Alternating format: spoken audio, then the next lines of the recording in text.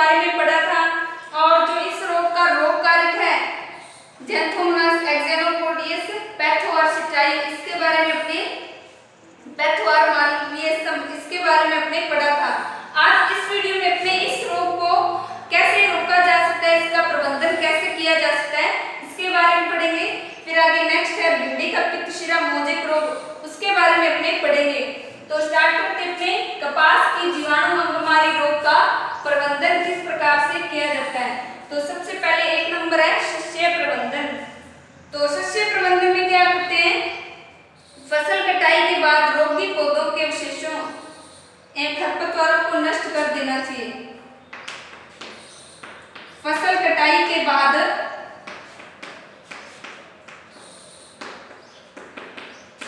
रोगी पौधों के अवशेषों को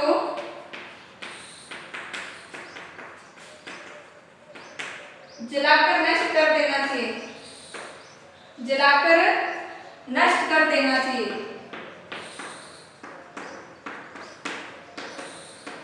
फिर सेकंड क्या उपाय है इस रोग को रोकने का, शस्य प्रबंधन। अपरपोषी फसलों के साथ फसल चक्र तथा ग्रीष्मकालीन गहरी जुताई करनी चाहिए। अपरपोषी फसलों के साथ फसल चक्र अपनाना चाहिए, फसल के साथ फसल चक्र अपनाना।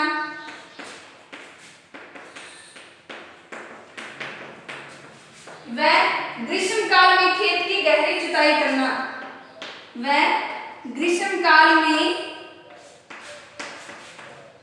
खेत की गहरी जुताई करना।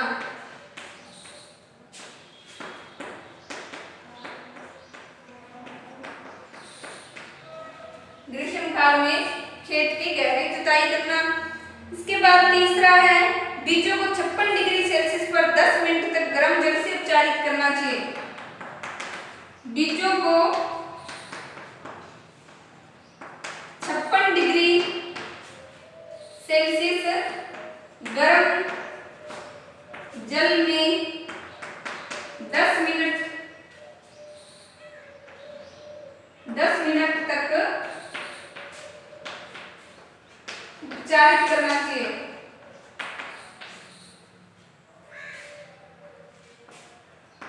ये है शस्य प्रबंधन का उपाय। फिर इसके बाद में है जो कपास की जीवाणु अंगमारी रोग का प्रबंधन, रासायनिक प्रबंधन का क्या उपाय है रासायनिक प्रबंधन के।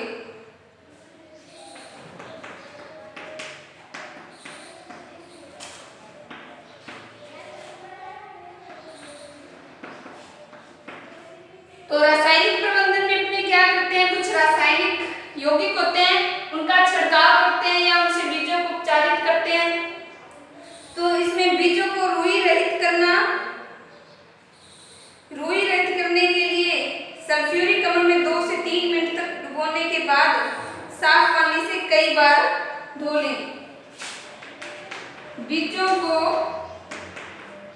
रुई रहित करने के लिए रुई रहित करके बोना, और रुई रहित करने के लिए यानी इसके लिए बीजों को तो रुई रहित बीज करके बोने चाहिए। तो रुई रहित बीज करने के लिए क्या करते हैं, बीजों को बोने से पूर्व सल्फ्यूरिक अम्ल में, बीजों को बोने से पूर्व सल्फ्यूरिक अम्ल में H2SO4 सल्फ्यूरिक अम्ल में 2 से 3 मिनट डुबोकर रखना चाहिए।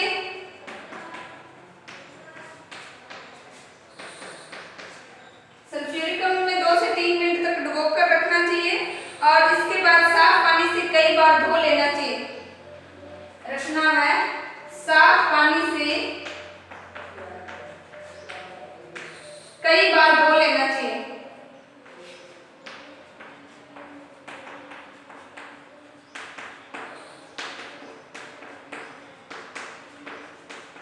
धोने के बाद में क्या सल्फ्यूरिक अम्ल है मतलब जो इस पे कोई अशुद्धियां होंगी बीजों पर वह उतर जाएंगी बार बार धोने से। इसके बाद 2 ग्राम प्रति हेक्टेयर बीज की दर से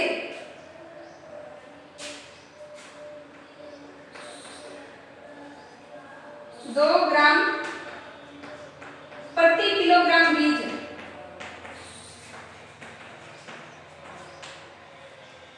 2 ग्राम क्या लेंगे, जो रासायनिक घोल है उसे, और प्रति किलोग्राम बीज की दर से कार्बोक्सिल या ऑक्सीकार्बोक्सिल नामक बीज में कार्बोक्सिल या ऑक्सीकार्बोक्सिल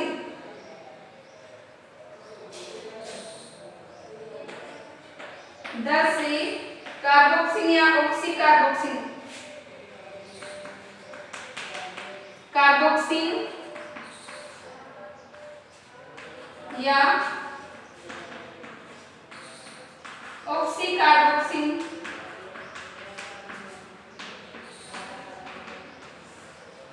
कार्बोक्सिल या ऑक्सीकार्बोक्सिल नामक कवकनाशी से बीज उपचार कर बुआई करनी चाहिए।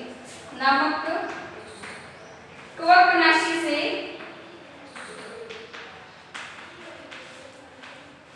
बीज उपचार करके बुआई करनी चाहिए।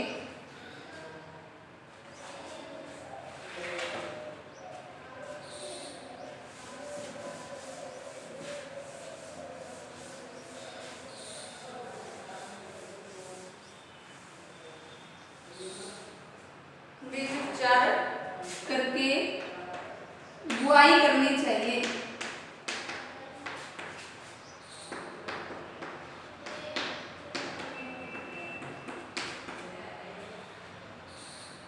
तो ये रासायनिक उपाय प्रथम था। इसके बाद सेकंड कौन सा रासायनिक उपचार, स्ट्रेप्टोसाइक्लिन के 1000 ppm घोल में स्ट्रेप्टोसाइक्लिन के 1000 ppm घोल में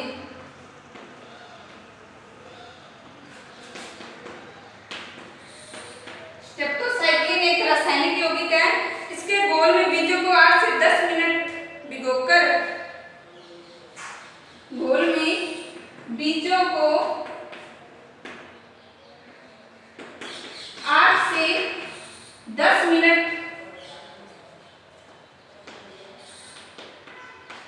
भिगोकर व सुखाकर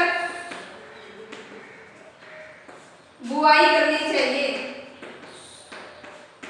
बुआई करनी चाहिए। यह है रासायनिक प्रबंधन का दूसरा उपाय। फिर है खड़ी फसल पर स्ट्रेप्टोसाइक्लिन या कॉपर ऑक्सीक्लोराइड के 15 से 20 दिन के अंतराल पर छिड़काव करना चाहिए। खड़ी फसल पर स्ट्रेप्टोसाइक्लिन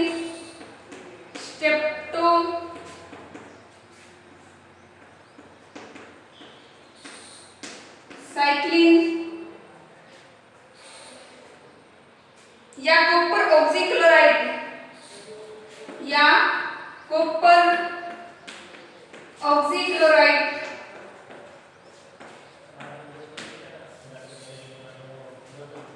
कॉपर ऑक्सीक्लोराइड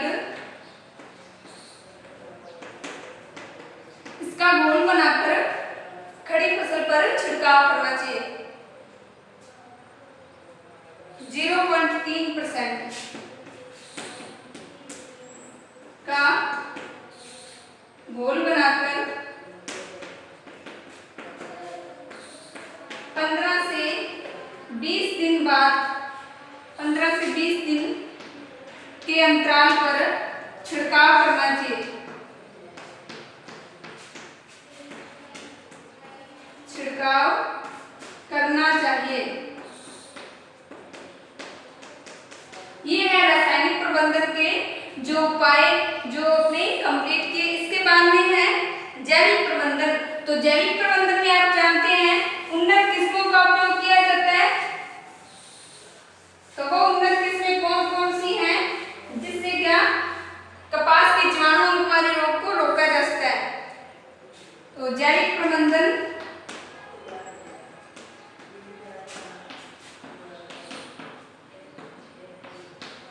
जैविक प्रबंधन में सबसे पहले पत्तियों पर संक्रमण से पूर्व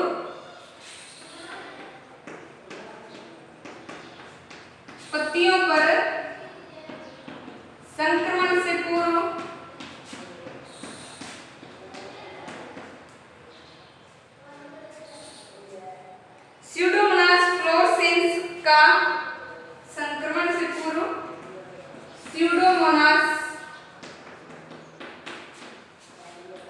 फ्लोरेसेंस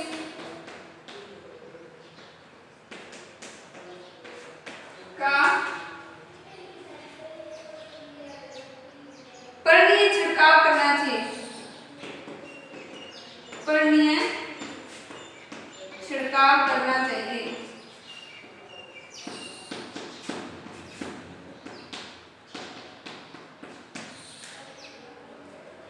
इसके बाद नेक्स्ट है रोगरोधी किस्में।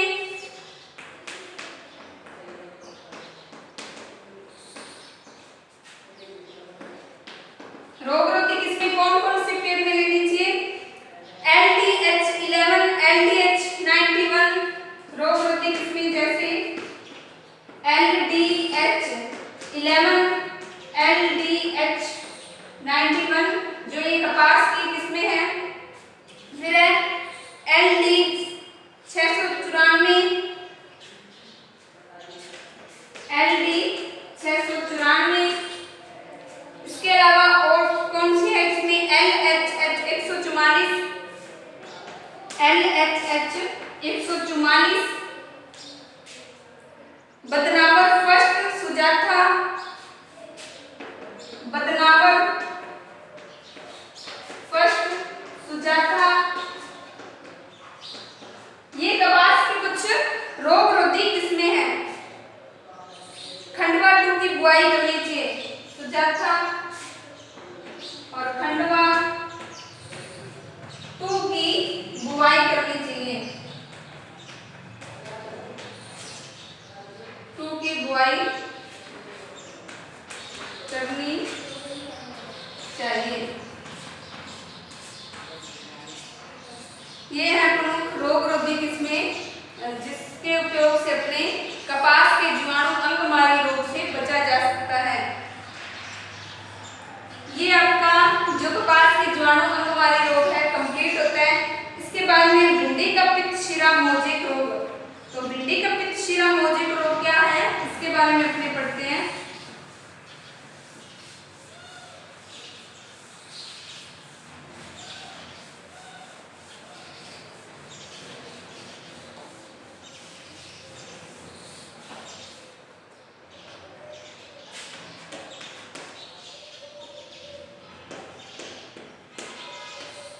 भिंडी का पित्त शिरा मोजेक रोग।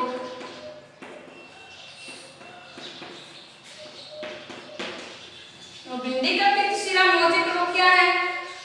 जो भिंडी का प्लांट है उसमें क्या पत्ती होती है, उनकी शिराओं पर पित्त वर्ण के रूप में धब्बे बनते हैं और जालिका रूपी संरचना बन जाती है। इस कारण इसे भिंडी का पित्त शिरा मोजेक रोग कहा गया। इस रोग के कारण लगभग कितनी 94% तक हानि हो सकती है। जो भिंडी का पित्त शिरा मोजेक रोग है ये कब वायरस आक्रमण करता है? 35 दिन के बाद वायरस ऐसे संक्रमित करता है और यदि फसल पूरी रोगग्रस्त हो जाती है तो 94% तक उपज में कमी आ जाती है। बहुत कम फसल का उत्पादन होता है इस रोग के कारण। तो ये 35 दिनों बाद है वायरस ऐसे संक्रमित करता है। अब इस रोग के लक्षण कौन कौन से हैं? यानी वायरस 35 दिनों बाद संक्रमण करता है तो कौन कौन से लक्षण दिखाई देते हैं? सबसे पहले रोगग्रस्त पौधों की पत्तियों पर पीली शिराओं का जाल बन जाता है। रोगग्रस्त पौधों की पत्तियों पर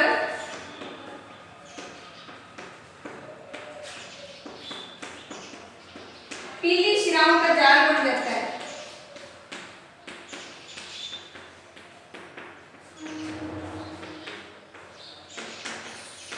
पीली शिराओं का जाल बन जाता है।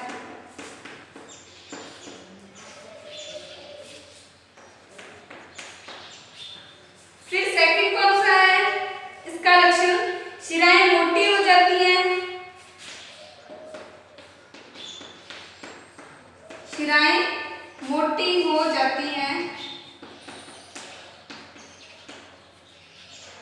थर्ड लक्षण कौन सा है, उग्र अवस्था में पूरी पत्ती पीली हो जाती है, उग्र अवस्था में पूरी पत्ती पीली हो जाती है।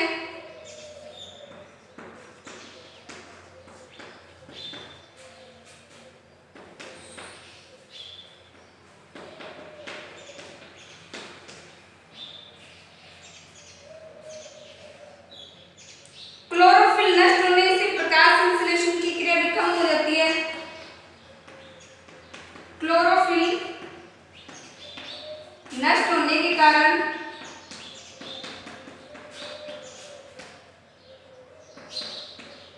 प्रकाश संश्लेषण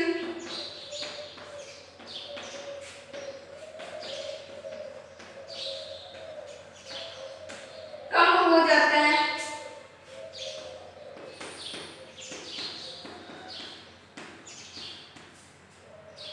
ये इसका लक्षण है। तो इसी के कारण ही क्या पौधों में फल की कमी आ जाएगी।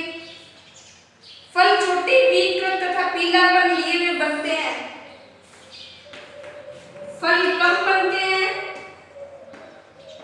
फल कम तथा छोटे और कैसे बनते हैं, विकृत तथा पीलापन लिए हुए बनते हैं। विकृत तथा पीलापन